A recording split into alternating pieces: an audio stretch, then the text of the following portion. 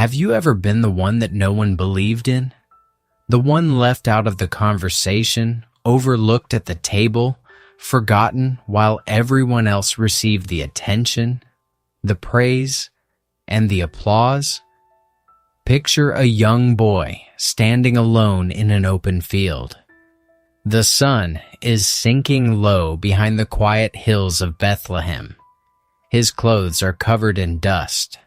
His hands are rough from long days of work.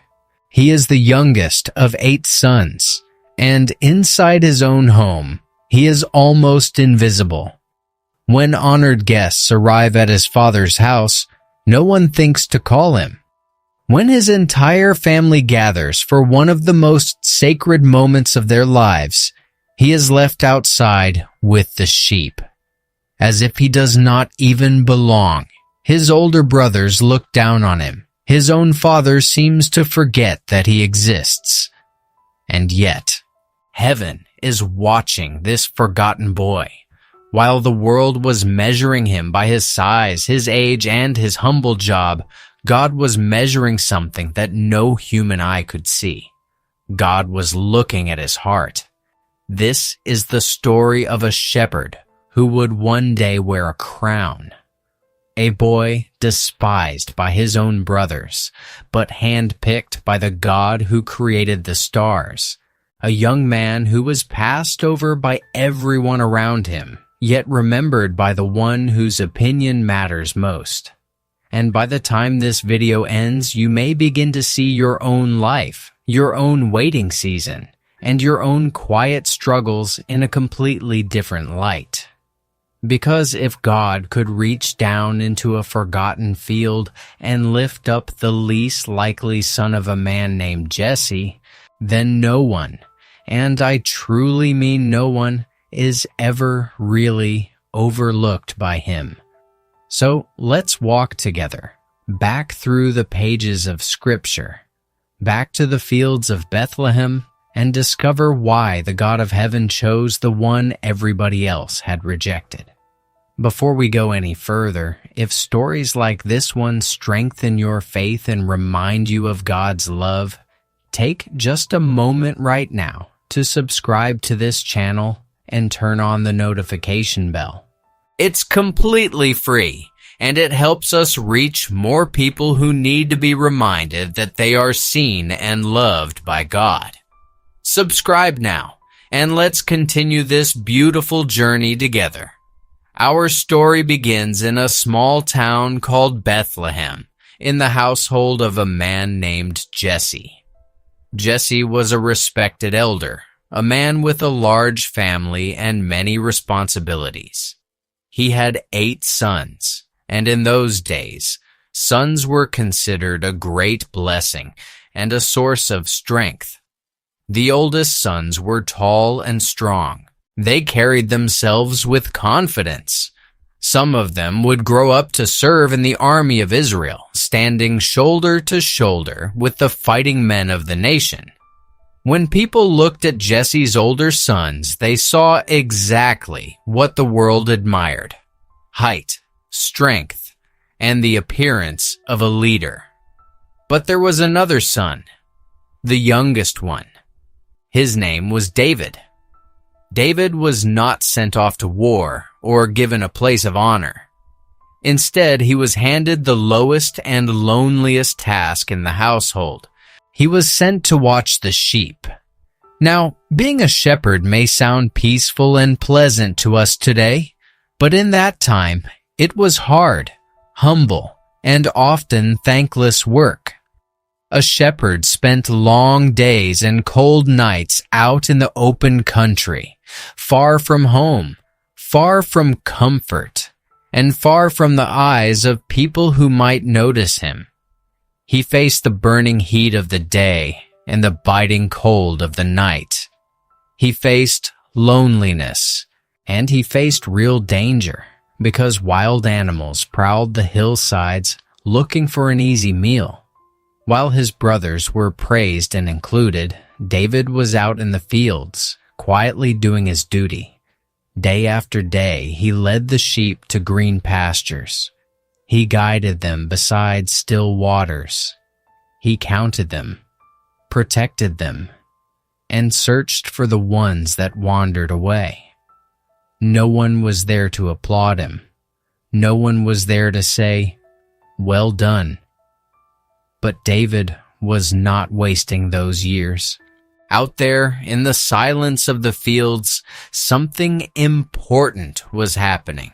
While his hands cared for the sheep, his heart was learning to lean on God. He began to sing. He began to pray. He watched the sun rise over the hills and the stars fill the night sky. And in all of it, he saw the fingerprints of his Creator. It was in this lonely, overlooked place that David wrote some of the most beautiful words the world has ever known. Words like, "The Lord is my shepherd, I shall not want." Think about that for a moment. The young shepherd, caring for helpless sheep, came to understand that he himself was a sheep, and that God was his shepherd. And this is how the long, unnoticed hours were shaping him. Every night he spent under the open sky taught him to trust. Every time he guided the flock to safety, he was learning to lead. Every song he sang into the empty fields was training his heart to worship, whether anyone was listening or not. The world may have thought those years were wasted on a nobody.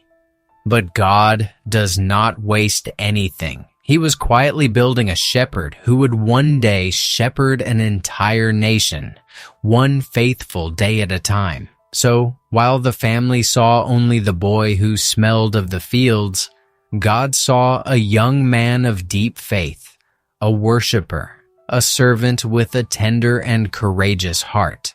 The world was busy admiring the outside. God was busy shaping the inside. And this is the first lesson of David's life, a lesson for anyone who feels forgotten today. The place where you feel overlooked may be the very place where God is preparing you for something far greater than you can imagine.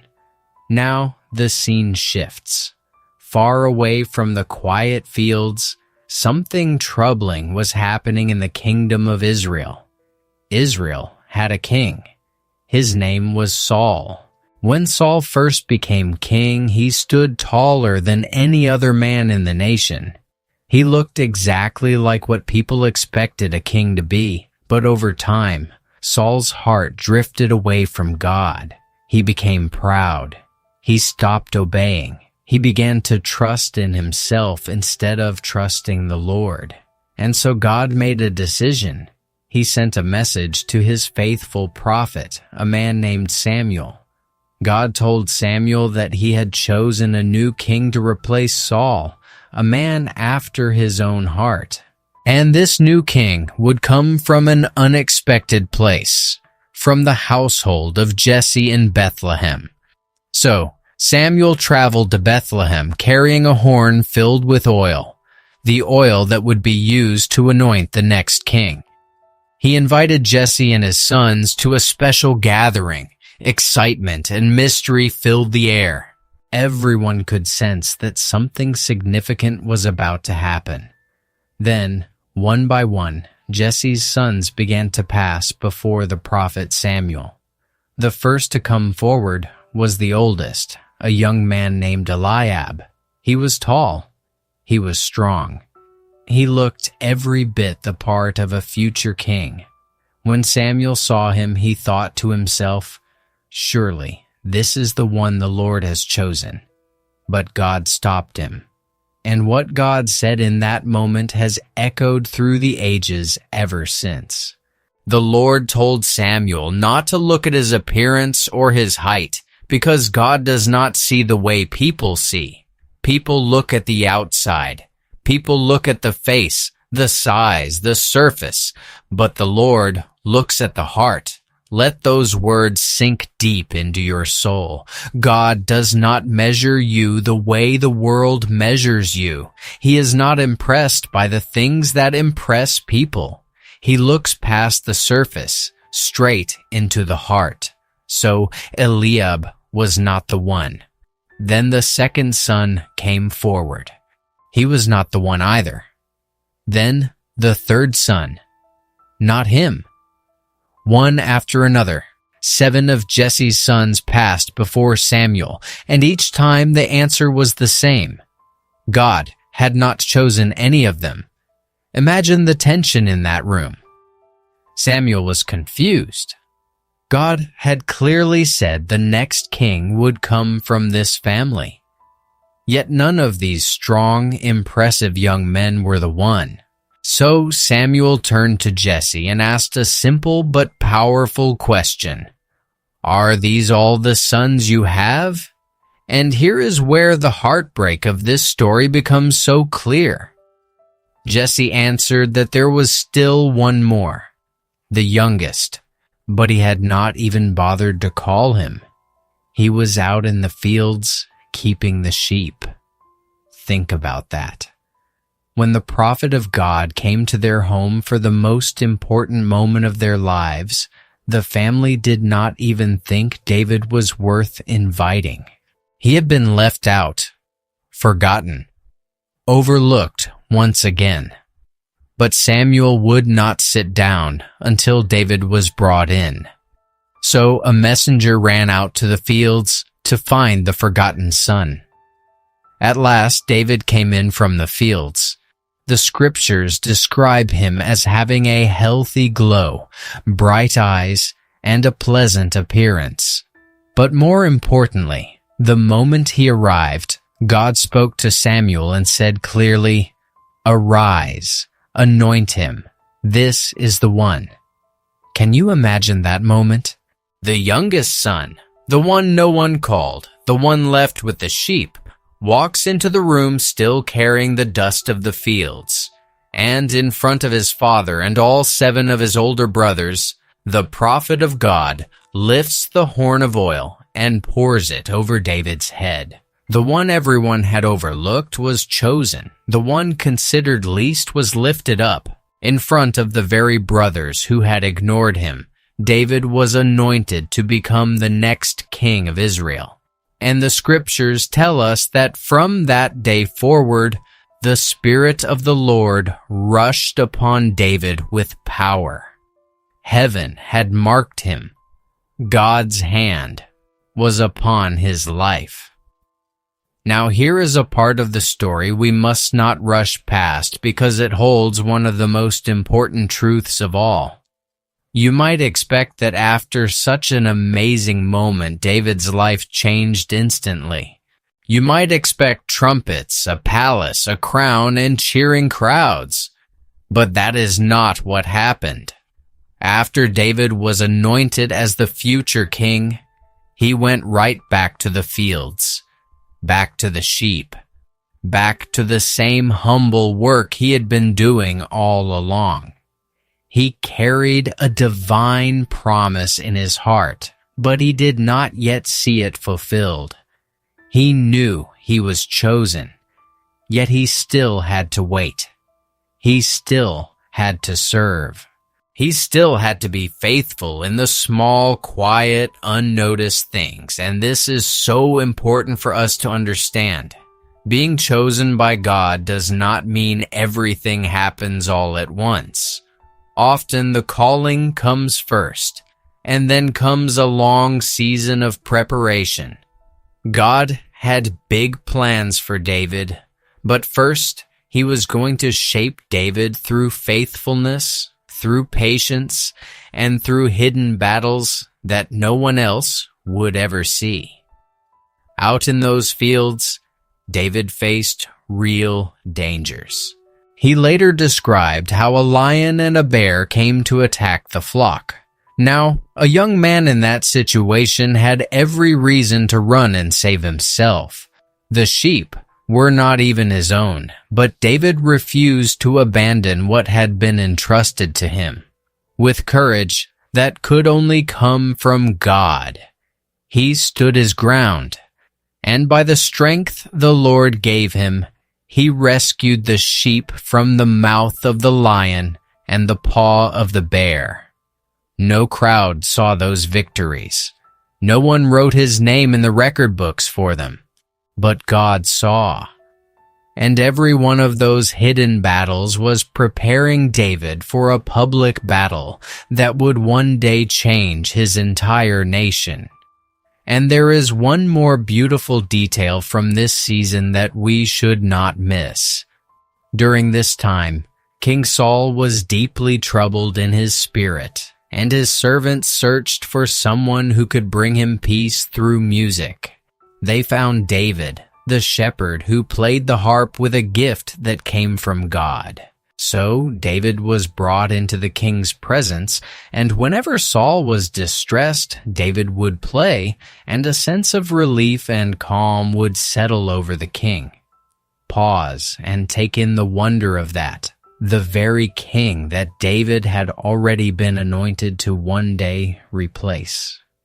David now served with humility and gentleness, using his gift to bring that king comfort. There was no bitterness in him. There was no rush to seize what God had promised.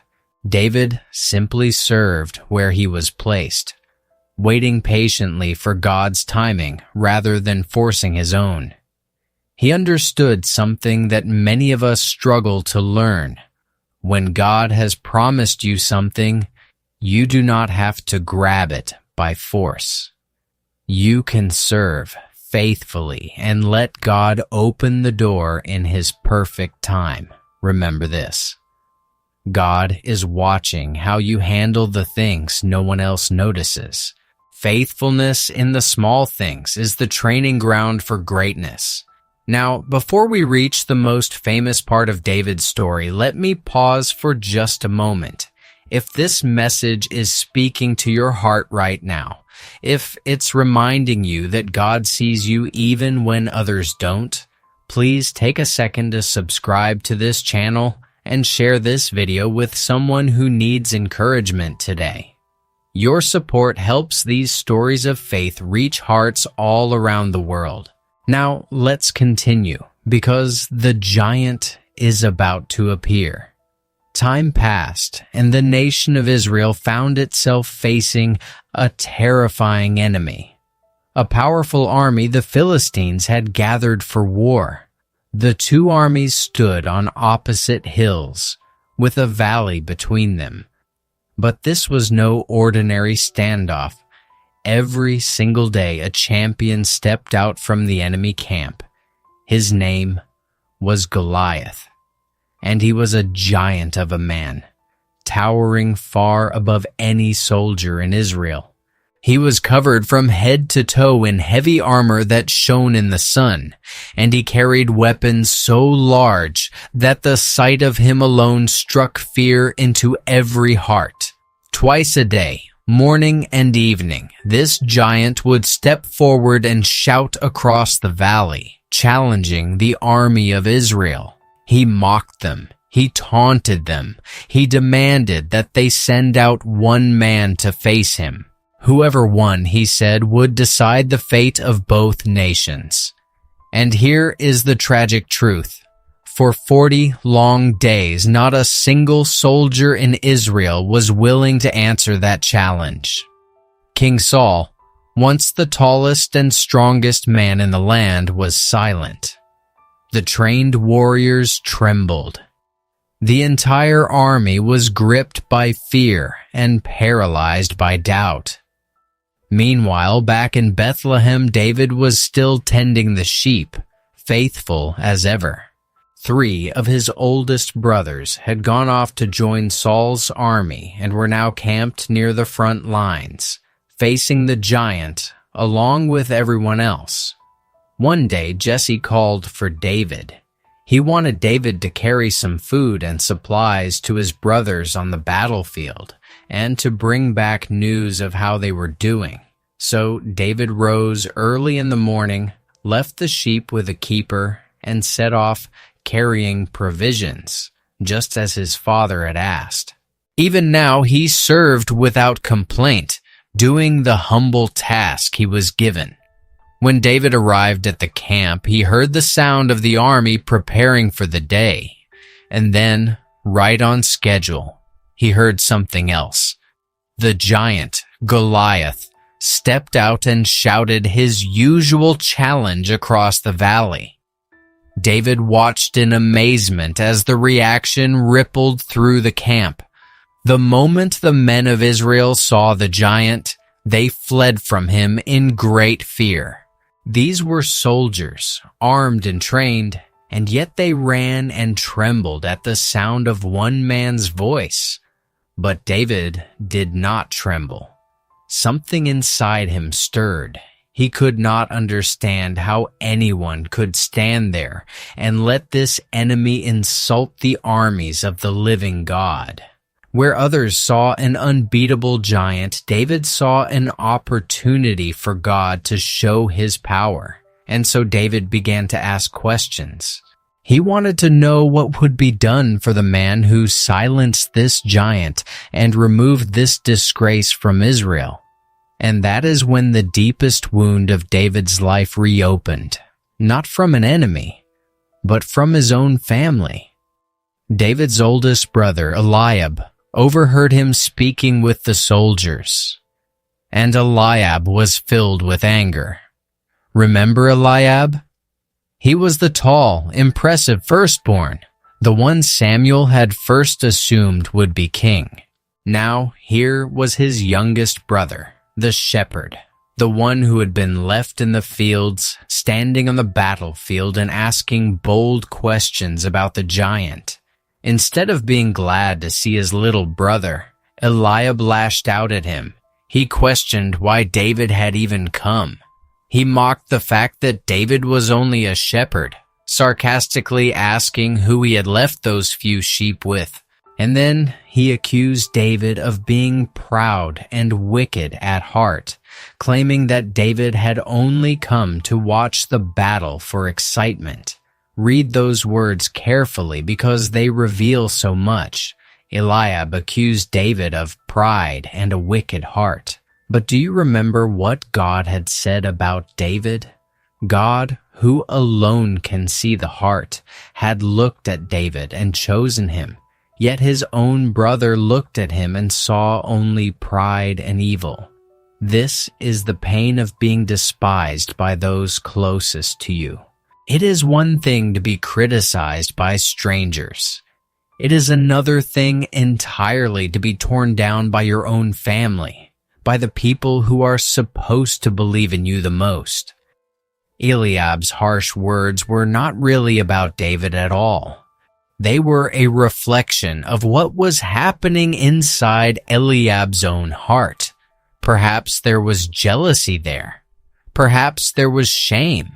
Perhaps Eliab remembered the day the oil was poured over his little brother's head instead of his own. Sometimes the people who tear you down the hardest are the ones who are wrestling with something painful inside themselves. But watch how David responded. He did not explode in anger. He did not fire back with insults. He did not try to defend his reputation with a long argument. He simply asked a quiet, honest question. What have I done now? Was it not just a word? And then he turned away from his brother and kept his focus on the real mission in front of him. What a powerful example. When people misjudge you, when they accuse you falsely, when they try to make you feel small, you do not have to sink to their level. You do not have to prove yourself to those who have already decided not to see you. David refused to let his brother's contempt distract him from the calling God had placed on his life. Let me say that again for anyone who needs to hear it. Do not let the people who despise you determine the direction of your destiny. Their words are loud, but God's calling is louder. David could have gone home wounded and defeated by his brother's cruelty. Instead, he kept walking toward the greatest moment of his life. Word soon reached King Saul that there was a young man willing to face the giant. David was brought before the king, and he spoke with a confidence that must have surprised everyone in the room. David told Saul not to lose heart because he himself would go and face the Philistine. Saul looked at the young shepherd and shook his head. He said David was only a youth, while Goliath had been a man of war since his younger days.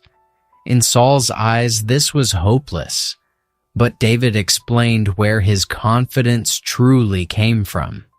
He told Saul about the lion and the bear, about how God had rescued him and given him strength to protect the flock in the fields.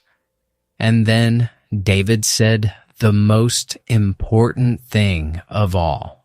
He declared that the same God who delivered him from the lion and the bear would deliver him from this giant as well. David's courage was not in himself. His courage was in his God. Saul finally agreed, but first he tried to dress David in his own royal armor. He placed a heavy helmet on David's head and a coat of armor on his body. But David could barely move. This armor was not made for him. It belonged to someone else. So David took it all off. There is a quiet lesson even here. God had not called David to fight in someone else's armor or to be a copy of someone else. God had called David to come exactly as he was, with the simple tools he already knew how to use. So, David went to the giant just as he was. He took his shepherd's staff in his hand. He walked down to a nearby stream and carefully chose 5 smooth stones, placing them in his shepherd's bag. And with only his sling in his hand, this young shepherd stepped out to face the towering champion of the Philistines. When Goliath saw David coming, he was insulted. He looked at this young man with no armor and no great weapons, and he mocked him and cursed at him. He could not believe they had sent a mere boy to face him. But David answered with words that still send chills down the spine today. He told the giant that he came against him not with sword and spear, but in the name of the Lord of heaven's armies, the God of Israel, the very one that Goliath had dared to defy. David declared that the battle belonged to the Lord, and that everyone watching would know there is a God in Israel. Then it happened. As the giant moved forward to attack, David did not retreat. He ran quickly toward the battle line. He reached into his bag, took out a stone, placed it in his sling, and let it fly. Guided by the hand of God, the stone struck the giant, and the mighty Goliath fell face down to the ground. In a single moment, the enemy who had terrified an entire nation for 40 days was brought down. Not by a sword, not by an army, not by the strongest soldier in Israel, but by a forgotten shepherd boy who trusted in the living God.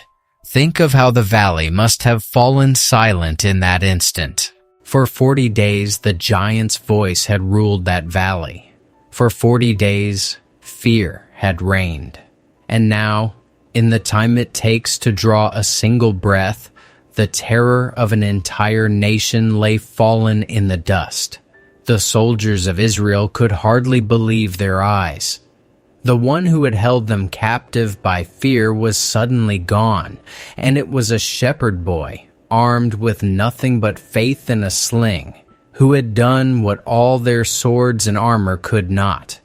The impossible had happened. The giant was defeated. And when the Philistine army saw that their champion had fallen, they turned and fled in panic, with the armies of Israel rising up behind them. The victory was complete, and every eye that had once overlooked David was now fixed upon him. The boy who had been left in the fields had just saved his entire nation. So what do we do with a story like this? Because David's life is not just an old tale from long ago. It is a mirror. And if we look closely, we may see ourselves in it. Maybe you know what it feels like to be David in the fields. Maybe you feel forgotten right now. Maybe you are working hard in a place where no one notices, doing your best while others get the recognition. Maybe you have been left out, passed over, or made to feel like you do not matter. Or maybe you know the pain of Eliab's words. Maybe the people closest to you, the ones who should believe in you the most, are the very ones who tear you down. Maybe someone in your own family has looked at you and only seen your flaws, never your worth. If that is you, hear this truth clearly. The opinion of people does not define your destiny. God does. Remember what the Lord said. People look at the outward appearance, but God looks at the heart. The world may have written you off, but heaven never did. The same God who saw a king and a shepherd boy sees something in you that others have completely missed. And notice the pattern of David's life. First, he was faithful in the fields when no one was watching. Then, he was anointed and chosen by God. Then, he had to wait and keep serving, even after the promise was given. And only after all of that did he step into the moment he was created for.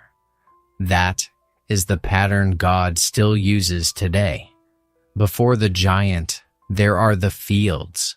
Before the crowd, there is the waiting. Before the victory, there is the hidden faithfulness that only God can see. So do not despise your season of waiting. Do not grow bitter in the years that feel small and overlooked. God is not ignoring you in that place. He is preparing you. And here is something else worth holding on to. David did not become bitter toward the family that overlooked him. He did not spend his life trying to get revenge on the brothers who despised him. He simply kept his eyes on God and kept walking forward in faith. When you refuse to let bitterness take root, you leave room for God to do something beautiful. The energy you would have spent proving yourself to people who never believed in you can instead be poured into the calling God has placed before you. Let the ones who doubted you fade into the background, and let the God who chose you take center stage in your story. And when your giant finally comes, whatever it may be, remember where David's confidence came from. He did not face Goliath by boasting in his own strength. He faced the giant in the name of the Lord. Whatever mountain stands in front of you today, whatever impossible situation is shouting at you and trying to make you afraid, you do not have to face it alone. The battle belongs to the Lord. You are not defined by the people who despised you. You are defined by the God who chose you. You are not measured by what others see on the outside. You are treasured for the heart that God sees on the inside. So lift up your head today.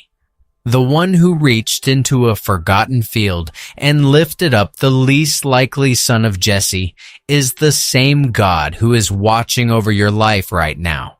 He has not forgotten you. He has not overlooked you. And in His perfect time, He will lift you up too. Thank you for spending this time in God's Word today. If this story of David touched your heart and reminded you that you are seen, chosen, and deeply loved by God, please do 3 quick things before you go. First, subscribe to this channel if you haven't already, and turn on the notification bell so you never miss a message like this one. Second, share this video with a friend or family member who needs to be reminded that God has not forgotten them. And third, leave a simple word in the comments below, a word of faith, so we can encourage one another as a family. May the Lord bless you and keep you. May He remind you, in every field and in every waiting season, that you are chosen by him. Remember the shepherd who became a king, and never forget, the God of David is your God too. Until next time, keep your heart turned toward heaven and keep walking in faith.